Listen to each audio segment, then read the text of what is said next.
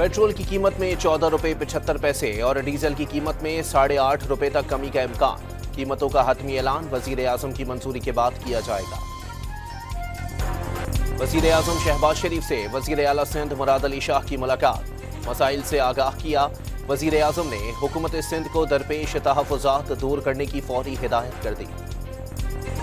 9 मई हुकूमत और फौजी क़यादत का तख्ता उलटने की साजिश थी। ऑपोजिशन बात आइन की करती है लेकिन पैर इस्टेब्लिशमेंट के पकड़ती है।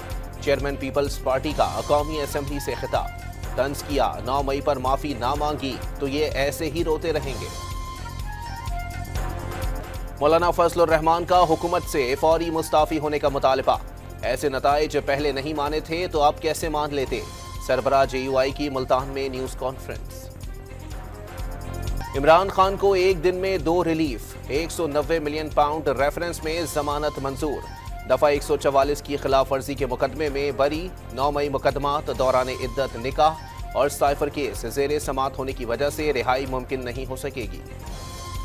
गरीबों के केसेस के फैसले बरसों में नहीं आते, कुछ फैसले दिनों में आ रहे हैं। गवर्नर सिंध का अदालत को आज के फैसले पर नजर-ए-सानी का मशवरा। वजीर आला खैबर पख्तूनख्वा अली अमीन गंडापुर ने बिजली की लोड शेडिंग कम ना करने पर पेस्को ऑफिस पर कब्जे की धमकी दे दी। और कराची के इलाके मलीर जाफर तैयार में बच्ची से मुबैना ज्यादती। 3 मुल्जिमान गिरफ्तार। मुल्जिमान ने बच्ची की वीडियो भी बनाई थी।